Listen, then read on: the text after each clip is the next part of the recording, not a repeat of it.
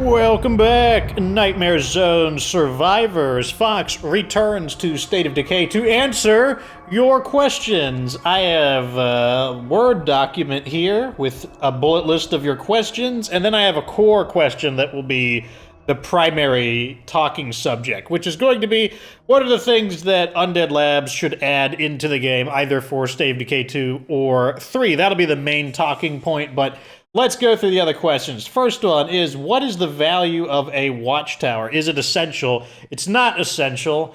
I would say there's only two buildings that are essential. That would be the infirmary and the workshop. Technically, you could play without them, but you would have to play so heavily around those two structures or facilities that it would just be super inconvenient. Those are the only two that I think are essential, because without the level 2 infirmary, it's really hard to... It's inconvenient to recover from injuries, and without the workshop, you can't repair your weapons, which is extremely vital. All the other buildings you can play around, even though some of them are very strong. So what is the value of a watchtower? Well, once we load in, I'll be able to describe that a little better. It's not like I can't take care of this on my own, but some help would be acceptable. So the watchtower does two things primarily. The first thing it does is it forces people to use their guns. You probably heard me complain, like, oh, you've got this great 50 caliber gun and you're charging into melee combat.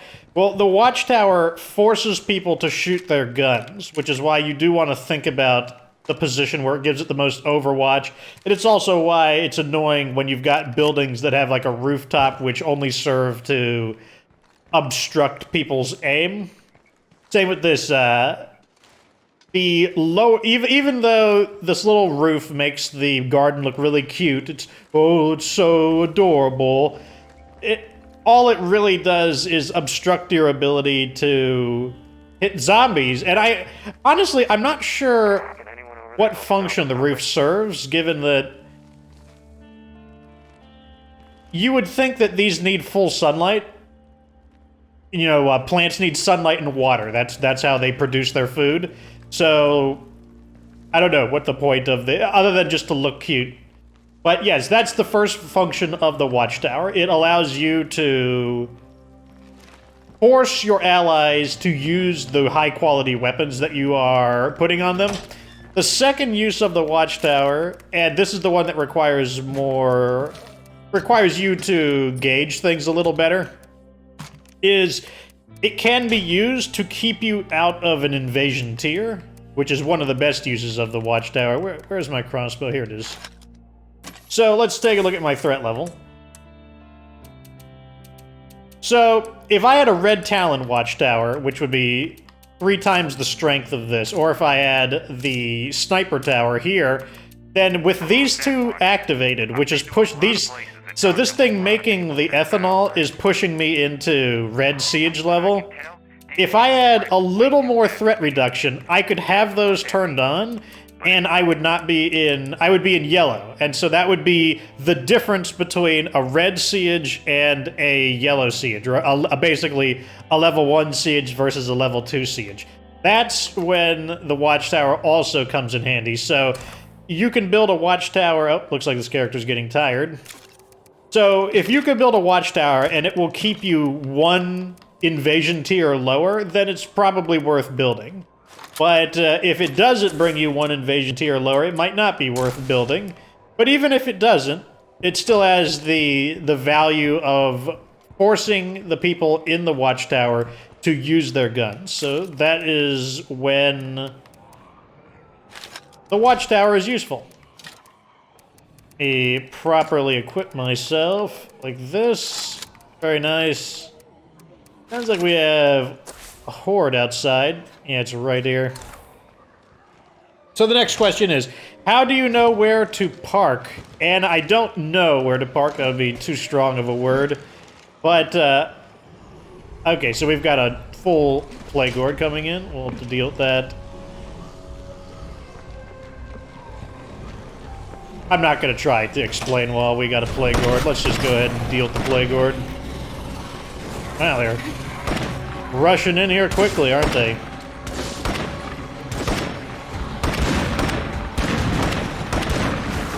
Wow, they're doing a really good job on him right now. You may not have noticed, you may need to rewind, but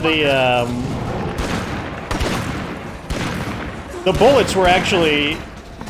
Oh my gosh, his body is like stopping me from getting out. Okay, now we can try it again. The bullets were actually passing through him, and they were actually hitting both of the juggernauts at the same time.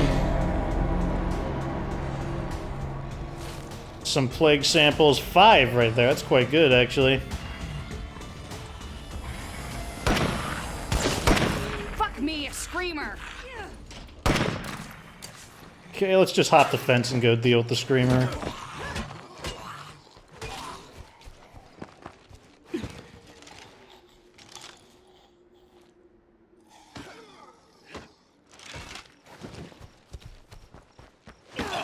Okay, that's the end of him.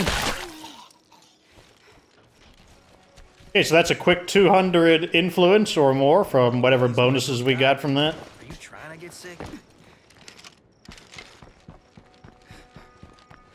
Okay, so let's go ahead and deposit this stuff. So, I don't know where to park so much as I just have a sense. It's kind of like how I don't time the, what do you call it? I can't even think of the word for it now. So we still profit 3 there. I used 2 samples to clear my plague level, but we're still going to profit from it. Use this to patch myself up. But yeah, I don't time the set block, for example. Like, I don't know when the 5 minutes are going to be up. It's just I have a sense for it, and that's exactly how it works for the, what do you call it? The parking. I just have, like, a sense for how far the zombies are going to chase me before they give up. You know what we can do? We can just... Let me just make 2 fuel canisters real quick. And then we can just throw this in there. Looks like we got another horde approaching. This is just a normal horde.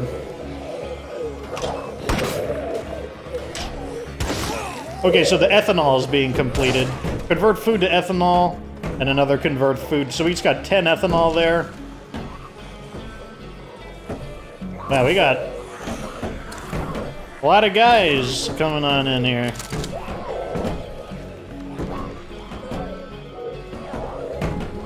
Just, it's one of those episodes, like, look at this guy, he's just, like, why would you do that? Like, look at this, he's the guy with the BFG, and he just wants to get up in there.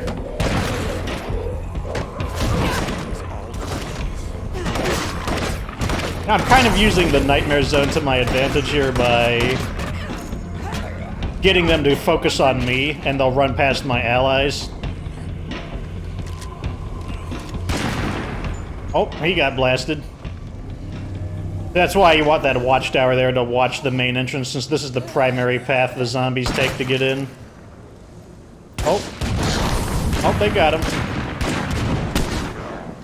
Don't breathe any of that. Okay, I think we're clear. We should just destroy something nearby, as we seem to be having a problem with that at the moment. Let's also see if all of our things have been activated. That's activated. Let's go ahead and make some more. Well, we're a little low on food. Let's not do that, actually. Turn this on. Let's turn that on. I think that's the only thing we need to turn on. We need to call in some food.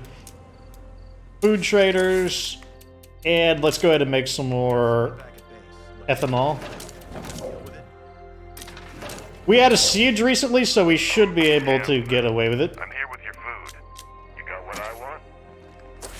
I don't know. What do you want? That's the question. Got anything to sell to him? Although we sold a lot of stuff, so the answer is probably no.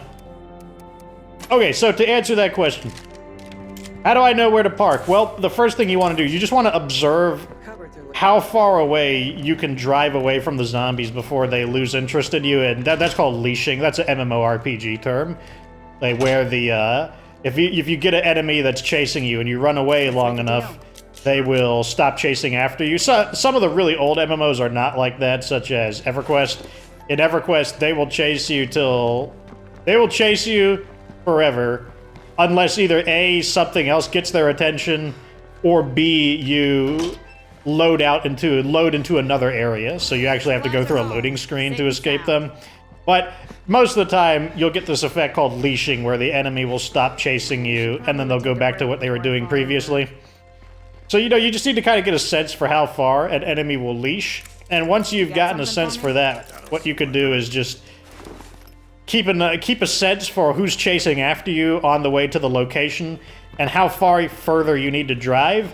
And then after that, you're just looking for an area that's kind of clear. And if it's not clear, you're looking for, you know, how many enemies in it. Can I get out?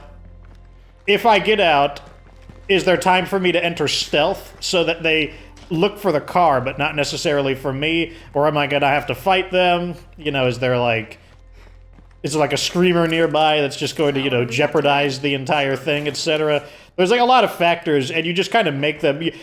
I don't think that hard about it. I'm mainly just looking for, like, is there a ton of enemies there, and have I driven far enough away for the zombies that have gotten my attention? Will they leash?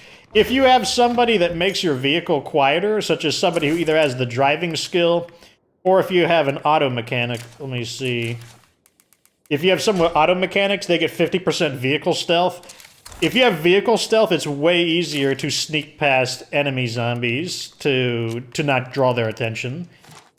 Let's do this, and then we'll go burn. We'll go needle this guy first. So that's how I, quote-unquote, know where to park.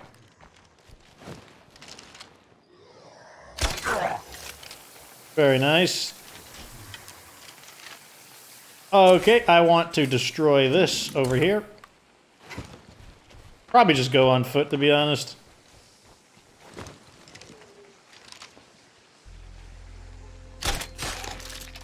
Now that I got the Echo X1, which is probably my second favorite, well, maybe my third favorite crossbow.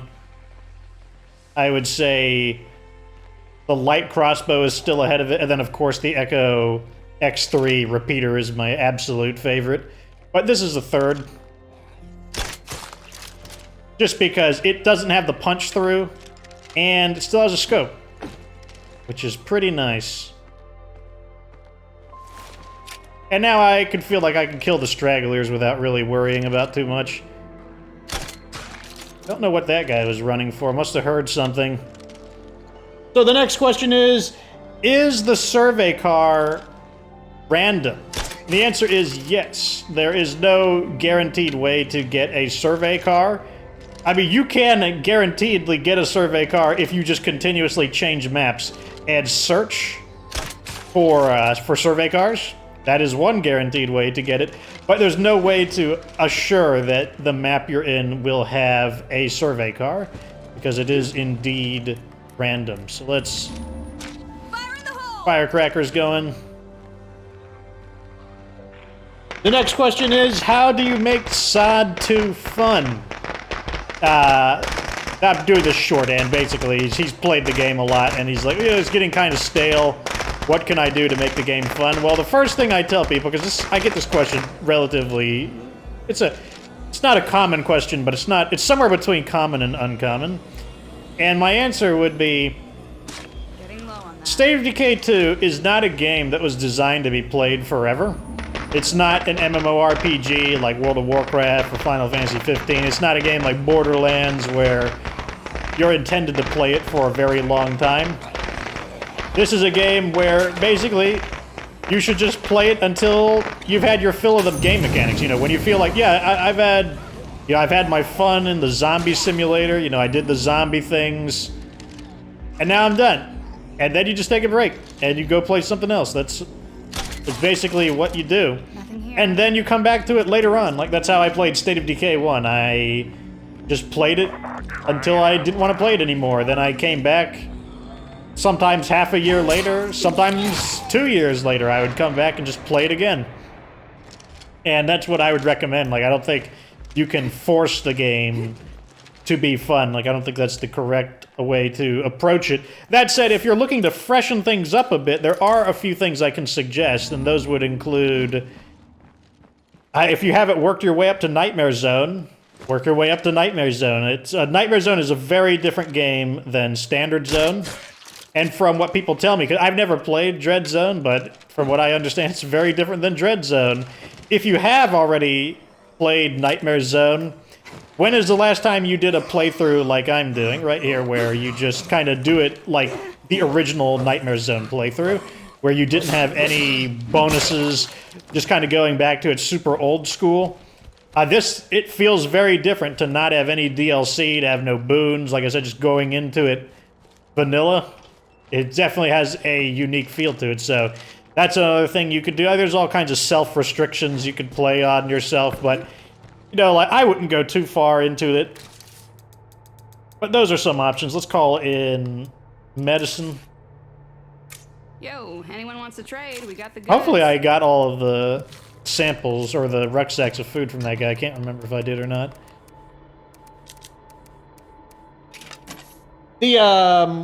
Oh yeah, okay, so those are all of the regular, everyday questions that I thought have a short answer. Let's repair this. Interesting, I can't call in anyone. Is that... Oh god, because we have so many allies. Interesting, so we're gonna have to collapse some of these communities. Question is, so what do we got here? We got the neighboring folks have a project. We got a mysterious broadcast. Let's see, who is an ally that we can... These guys are giving us beds, breakfast, and food. I think, if I remember right, I didn't like these guys very much, so I'm just going to recruit them and probably kick them out. Just to collapse some of the number of communities we have. I think I actually will refuel. Anyways, let's move on to the main question, which now I might not have time to answer, is what are some of the things that I think they should add into State of Decay, the things that would really make it more fun. I think the most important thing that State of Decay needs is an endgame. I think that's what's really holding the game back. I think that's what makes the game feel boring and repetitive for the people who play it quite a bit. It's that... I said earlier that the pursuit of power has an end. Like, power is not an end itself. Power is a means to an end, and that simply means that... money, for example. If there was nothing to spend money on, what would be the point of obtaining money? Like, the reason people want money is because they have a plan to use that money for something. Even if that plan is just security, like, oh, it would be nice to have money so I don't have to worry about bills, I don't have to worry about being sick, you know, I don't have, well, you might have to worry about being sick, but I don't have to worry about getting care for if I get sick or dental. The point is that the reason why money has, the accumulation of money has relevance is because you have a plan to spend that money. Power is the same way. The reason you want power is because you have a plan to use that power for something. And so if the game doesn't have an end game, in other words, if the game doesn't have anything...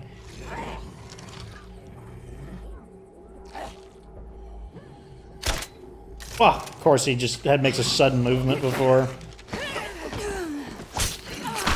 I need to stop that screamer.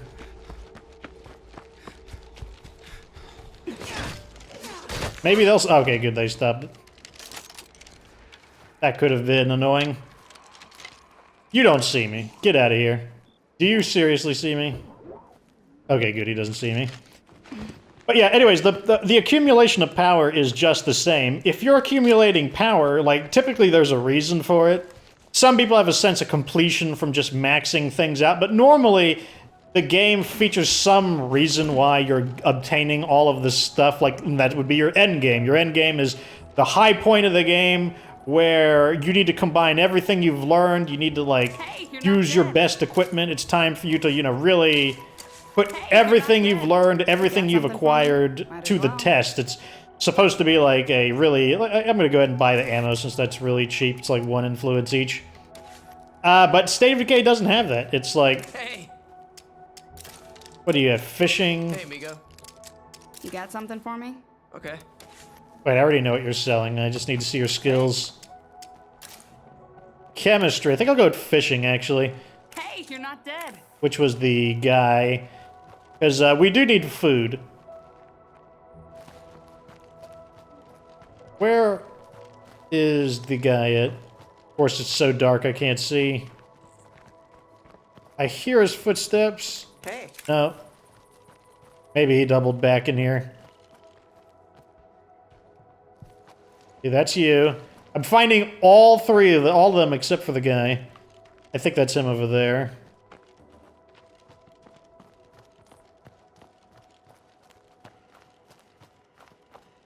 Oh my god, this is why it's so stupid. Like, it's so...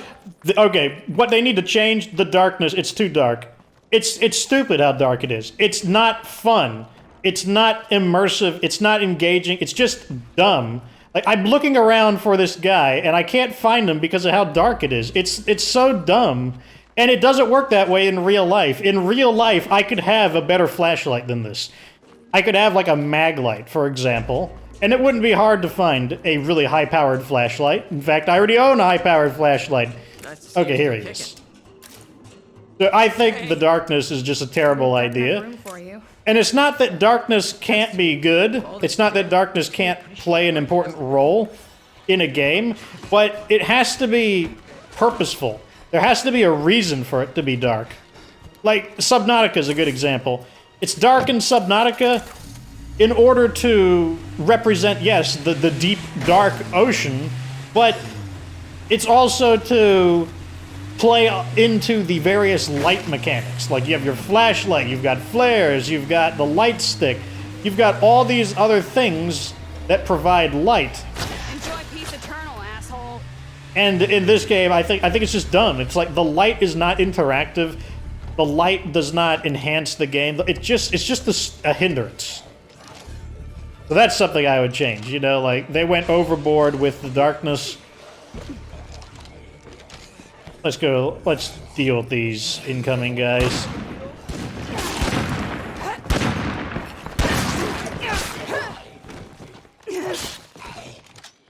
Pretty good. And if you watch my State of Decay 1 playthrough, you'll see that the darkness in State of Decay 1...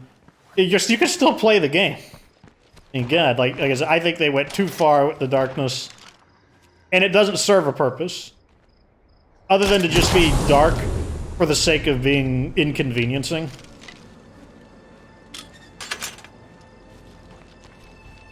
Okay. Let's see what our new recruit looks like. Also, let's see if now that we've closed that down, we should be able to call in a new trader. Let's call in the medicine trader.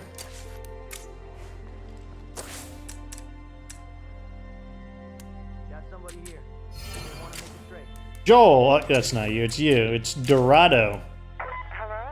Oh, good. You brought those meds we talked about. You don't have any negative skills. That's pretty nice. And he gives us +2 food. So this is technically not as good on Nightmare Zone because people eat more than 1 food per day. They eat 1.5. So he should be giving us +3 food in order to be on Nightmare Zone standards.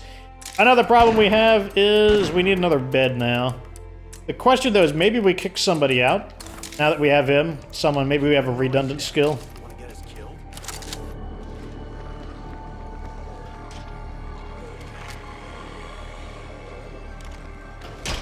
Got another horde here.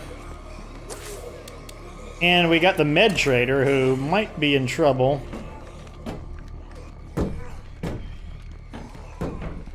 And as you can see, by closing one of our communities down, we are able to call the med trader in successfully. I'm glad we have so many survivors. We just need to find room for everyone. Yeah. Rather than finding room for everyone, I think someone is about to get kicked out.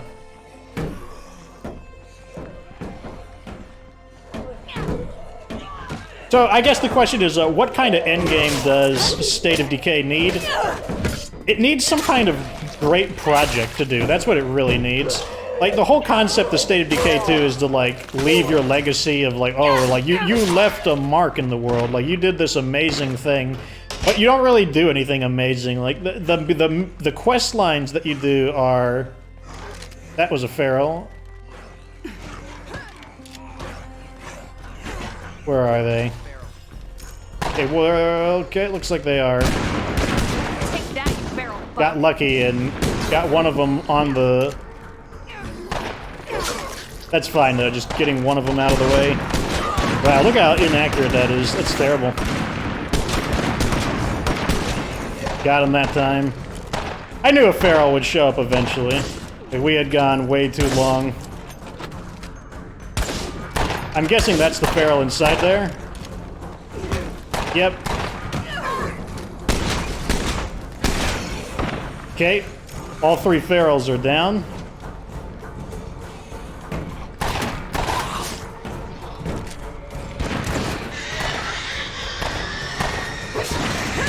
This is going to be a very action-packed episode, which I'm sure you guys will like. Yep, you're a screamer, I get it.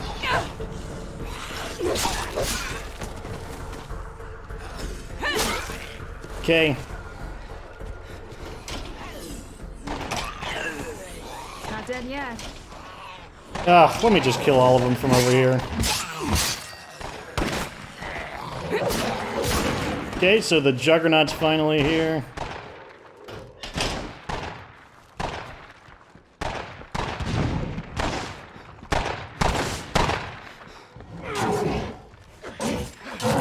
Okay, I guess he got the Juggernaut. Couldn't get the... I see the Screamer on the radar.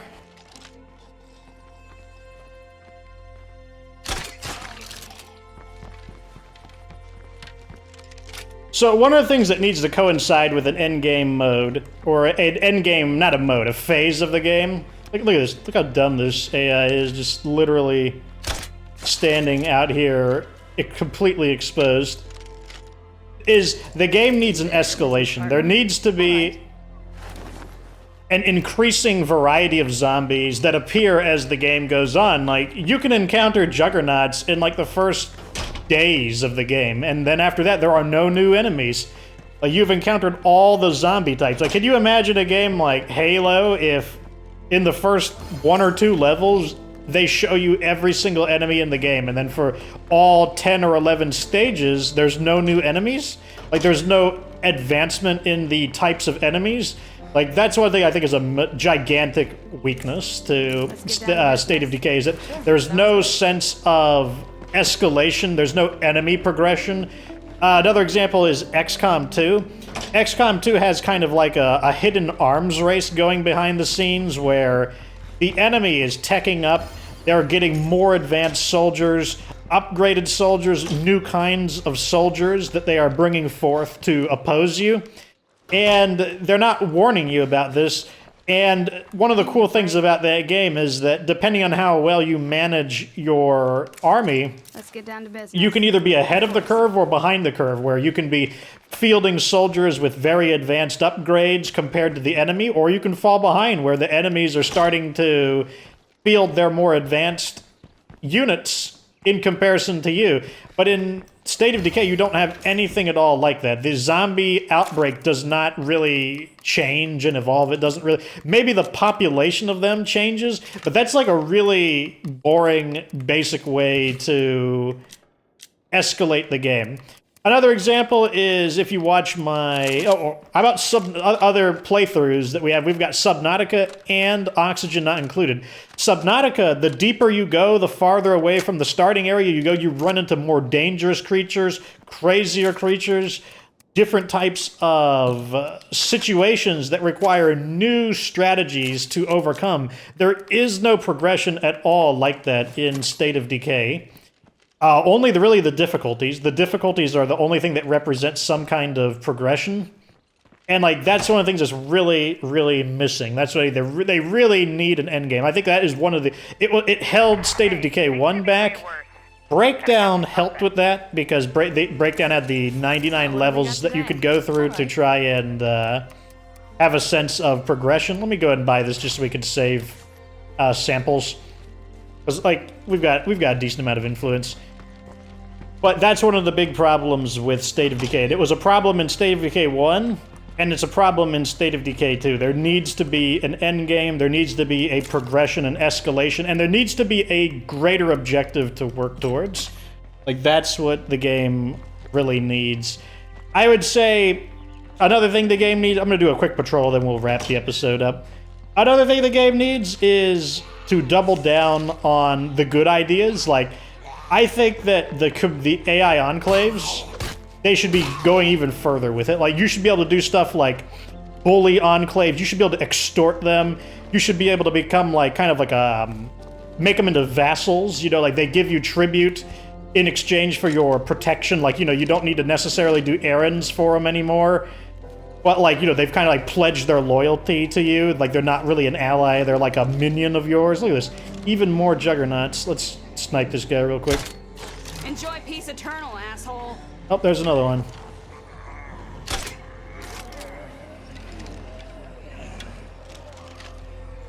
I think that would be a pretty good idea. I would like to see more enemy enclaves that actually do something. Like, maybe if you're a tyrant, they build a coalition and several of them combine and they take a real base location and they become a community of, like, you know, just like you, a community of like 6 to 12 people. And they basically have their own facilities and they oppose you. They claim their own outposts, almost like you have an enemy player. And, you know, maybe they can do it, one, to oppose you if you're a tyrant, or two, just maybe they're the tyrants. They've come to try to defeat you. But, like, there needs to be more interactivity between enclaves. I think the leader idea isn't a bad idea, but I think they could go a lot further with it. They need to basically take the unique ideas of State of Decay 2 and push them even farther. Like, I think the Apocalypse vehicles could be way better. They should treat Apocalypse vehicles like facilities, where they have a mod slot. Give them like 3 or 4 mod slots, maybe more depending on, maybe more or less depending on how big the vehicle is, and just let you pick the upgrades. Like, do you want your vehicle to have more fuel in it? Do you want your vehicle to have more storage capacity? I think something that'd be really cool is if you could get a van and you could treat it kind of like the bounty broker, where if you have a really big vehicle, such as a van, you could build a facility inside of it. You could build like a workshop so that you could then use the van as a mobile workshop. So if you need firecrackers, but you don't want to go back to base or you don't want to go to an outpost, you could just build the firecrackers out of your, what do you call it, van. And maybe in exchange for that, it takes away 2 of the inventory slots, or 4 of the, however many inventory slots would be fair to install a, what do you call it? Basically a mobile workshop. Those are the kind of things I think would be really neat. I have way more ideas than that, but I think that's kind of at the basic level, because like this episode's basically done. I don't want to waste too much of my daylight for the next episode. But yeah, if you got more questions, if I remember, I'll pin another comment for more questions, because the more questions you ask, the more stuff I have to talk about, because it really sucks when I run out of things to talk about towards the end of State of Decay, because we're past the part where I have stuff to teach. Like, you've learned enough. I'm just trying to polish up our base, and then I'll take a break when I'm done. So we're at the end game, and I'm not going to 100% max out everything. I think that's silly, just because I don't plan for this to be a permanent community. I'm just going to delete this community when it's all done. But yeah, let me know what you think. More questions. If I remember, I'll pin a comment, so that, because it's much easier for me to find your comments when you comment under the pin comment, because it just clusters them all together. But that's what I think. There's your questions answered. Like this video if it was entertaining. Subscribe for future State of Decay 2 content. Of course, remember that you don't have to be good to get good.